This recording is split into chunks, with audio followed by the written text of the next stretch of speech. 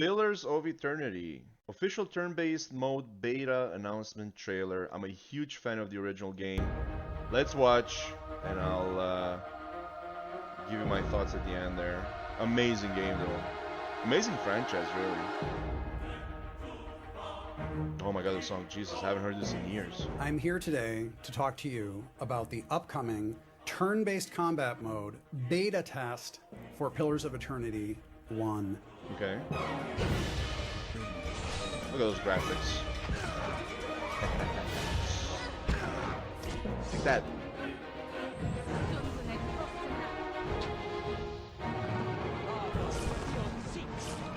I don't remember this boss at all. This is a big undertaking. This has been a lot of work, primarily from Nick Carver and Jesse Barkenko. Special shout out to Kurt Decker, who's also been adding a lot of work of his own recently. This turn-based mode is something that we wanted to do because turn-based mode has received so well in Deadfire. That being said, there were a number of very reasonable criticisms of how turn-based mode was implemented in mage, Deadfire. the Nick healer, and I Jesse think, the are tank, trying to address those as rogue, well as they can. If I'm not mistaken. One of the major changes is that action economy is a lot more accurate to the real time with pause game. It's not a one-to-one translation of time, because we did try that, but it does match the spirit of what dexterity should do, what recovery time should do, everything like that. The number of turns you get to take per round is no longer I hate tied this to the round, but boss. to If it's speed the one that and I'm thinking recovery. of in That the feels labyrinth like it there at has the much bottom, greater parity with the real time with pause mode. that's like a horrible boss. Super difficult. So a lot of people commented that free actions felt abusable. Oh man, that true. spell is That is now the stun on restricted it. and limited, so The that hammer. will feel like a significant change. I haven't heard this song in forever. Lethal Combat, okay. Of course, a lot of people did complain that the turn-based combat mode could feel quite slow. This is because all the combats in Pillars 1 were designed around a real-time with pause combat system with large numbers of enemies. The change here is that lethality has been increased. This is one of the most popular mods that people have made in Deadfire, so it's just a core part of the turn-based mode in the Pillars 1 turn-based combat system. And then finally, you have the ability to toggle between turn-based and real-time. When we implemented the system in Deadfire, we erred on the side of being relatively conservative because we weren't quite sure what it was going to do. For this implementation in Pillars 1, we simply have a toggle. It's available in the options menu, but we will be adding an option to the HUD directly, so if you want to switch it very easily from combat to combat, you can do it as much as your heart desires very easily. This is a public beta, so please, please, please play it. Give us your feedback. Your feedback will directly drive the changes that we make prior to making this a permanent part of Pillars of Eternity in an upcoming patch.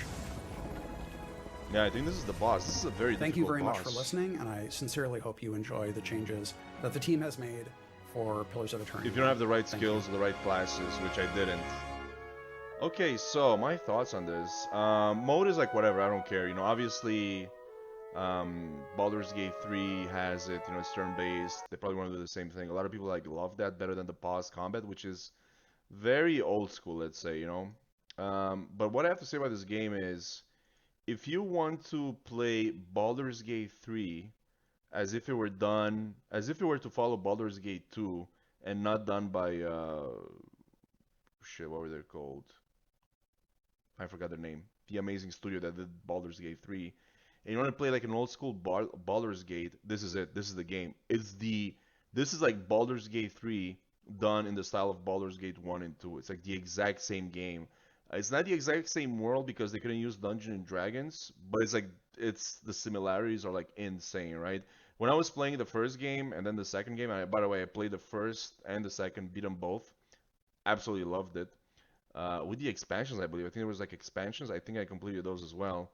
I own both games. They're absolutely amazing. Spent like hundreds of hours in them probably at this point. I think they're like 80 hours each, like 160 or so. So when I was playing this game, it felt like I was playing Baldur's Gate 3. Of course, this came before Baldur's Gate 3 was even announced, if I'm not mistaken. So for me, it was like, oh, it's like it's like a return to form for like, you know, classic RPGs, right? And that's what this felt like. An absolutely amazing game, story, everything you want. The first game is really good. I feel like the second game is even better because like they're improving on the formula. but just absolutely again, Baldur's Gate, uh, old school type of gameplay, and I love Baldur's Gate 3 as well. Like a true successor. It's absolutely amazing. Larian Studios, there you go. That's who made Baldur's Gate 3. Absolutely amazing job with that. But if you want to play again the old school RPGs, but like a new story and whatnot, this is the game. This is absolutely the game. The Pillars of Eternity and the second one absolutely amazing.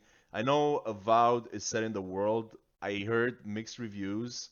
From what I've seen, it looks very bland. Um, I if it wasn't like part of this world, like I wouldn't even care about. But just because I beat the first two games and I want to see what else the world can offer, I would probably play it just for that. But I have like some very low expectations. Apparently the game is like very mid. But just because again, I love this world so much, I would love to see a Pillars of Eternity 3. Like I would absolutely love that. Like I would pre-order it. I would buy it like instantly pretty much. But I don't know. Apparently like the second one didn't do so good, which is most unfortunate because the game is really amazing. But it is what it is, I guess, at the end of the day. You always got like Baldur's Gate 3, which is phenomenal. Yeah, that's it. That's my ramblings on this series. We'll see where it goes. Thank you for watching. Peace.